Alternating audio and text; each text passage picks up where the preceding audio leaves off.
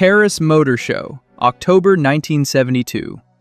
Among the new models, prototypes, chrome, and lights, there was a Porsche that looked unlike anything else on the show floor.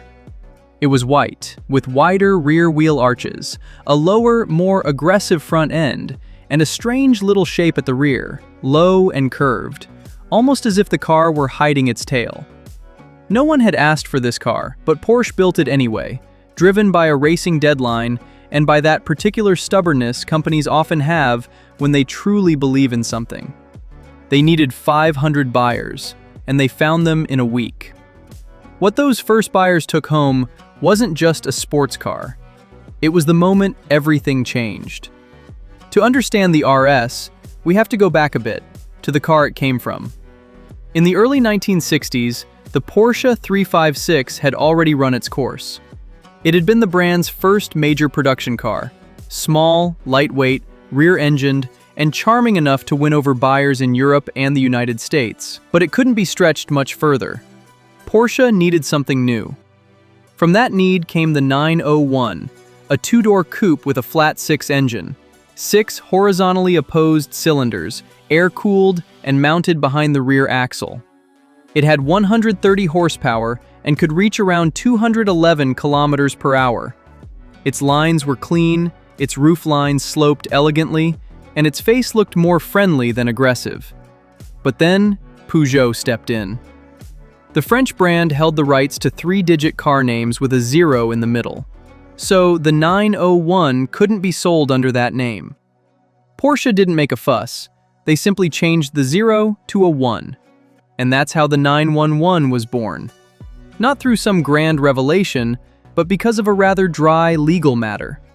But sometimes history works like that. An administrative detail ends up giving its name to one of the most recognizable sports cars in the world.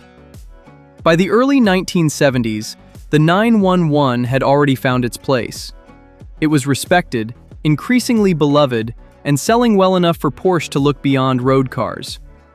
Racing had always been in the brand's DNA. For Porsche, racing wasn't just about publicity. It was a way to learn, to test solutions, and to prove that their ideas worked under pressure.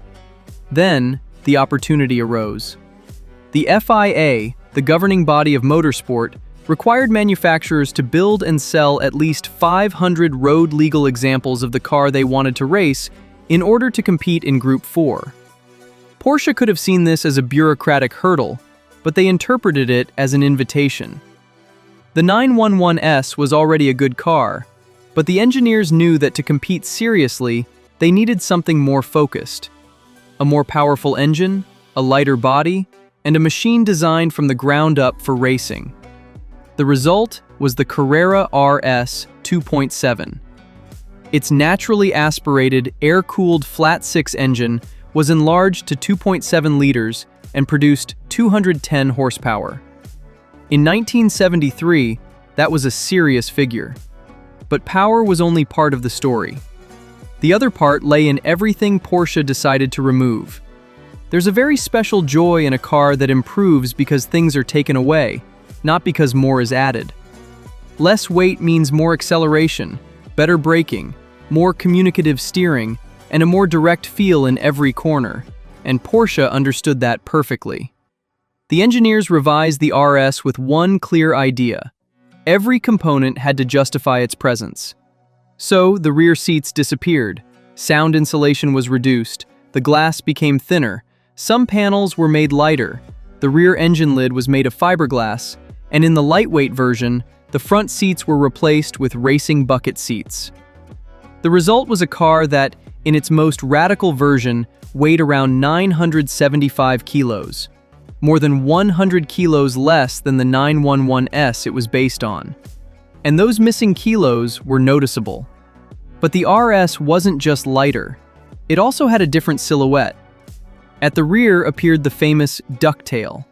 The Germans called it the Entenbürzel. It was a small spoiler integrated into the engine lid, low, curved, and very different from what people were used to seeing on a road car. And it wasn't there for decoration.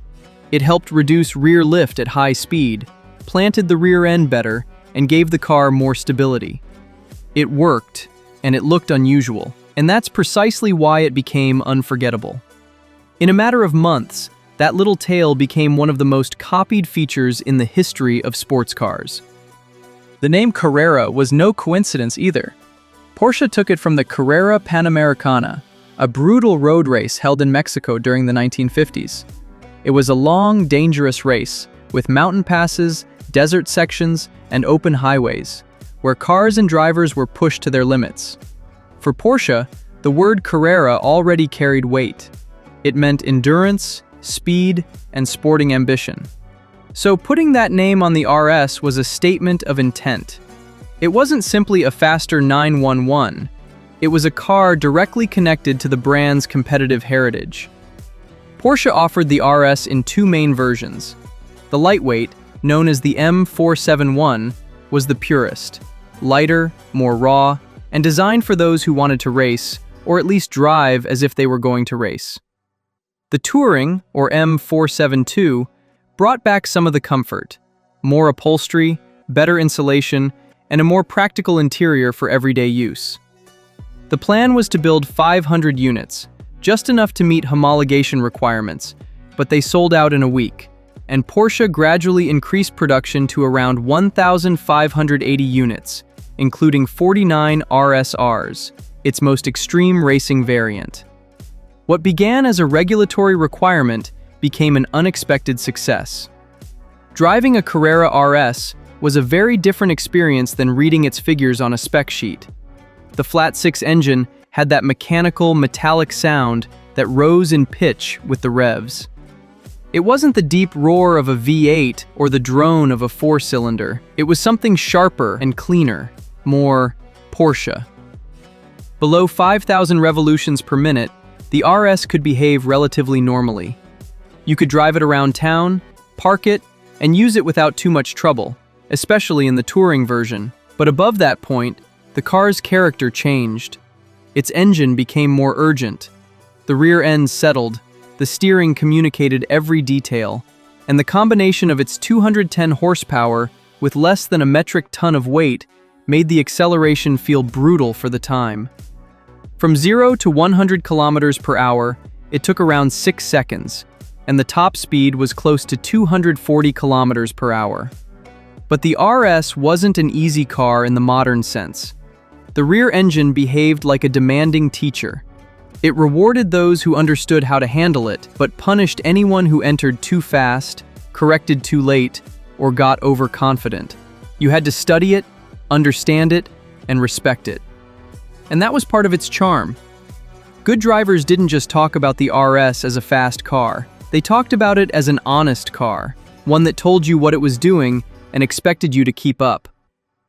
On the track, the RSR version confirmed that the idea worked. It achieved class victories in important races like the Targa Florio and Sebring, and in February 1973, it won the 24 Hours of Daytona outright. Not just a class victory, but the entire race. A car born from a road-going platform was beating machines specifically designed for racing. That made many people look at Porsche in a new light. The press received the RS with admiration, but also with a certain respect. Journalists praised its performance, precision, and engineering, though they made it clear that it wasn't a casual car. Especially in its lightweight version, it demanded attention. It wasn't a sports car to drive distractedly or to show off without understanding it. The public, on the other hand, didn't need much explanation. Sales spoke for themselves. Porsche expected interest from racing drivers, highly enthusiastic customers, and people close to motorsport, and what they found was a much stronger demand than anticipated. And the timing was perfect. The 70s were a complicated time for sports cars. Oil crises, stricter regulations, and doubts about the future of high-performance cars. And while this was happening, as many manufacturers were beginning to hold back, the Carrera RS appeared with an almost insolent clarity. It wasn't trying to be comfortable or practical, much less to please everyone. It was simply trying to be a better car to drive. Over time, that clarity turned it into a cult classic. Drivers respected it, owners loved it, and collectors began to pursue it. Today, a Carrera RS Touring can fetch hundreds of thousands of euros, and lightweight versions or examples with significant history can easily exceed 1 million. The RSR, quite simply, is in a league of its own. But what matters isn't just the price, but what that price reflects. The market isn't just paying for rarity, it's paying for significance. The Carrera RS 2.7 wasn't just a successful car. It defined a philosophy. Remove the unnecessary, keep what matters, make every kilogram have a reason to exist, and build a car that doesn't come between the driver and the road. That idea was ultimately summarized in 2 letters: RS, Rennsport, racing sport. And Porsche never abandoned it.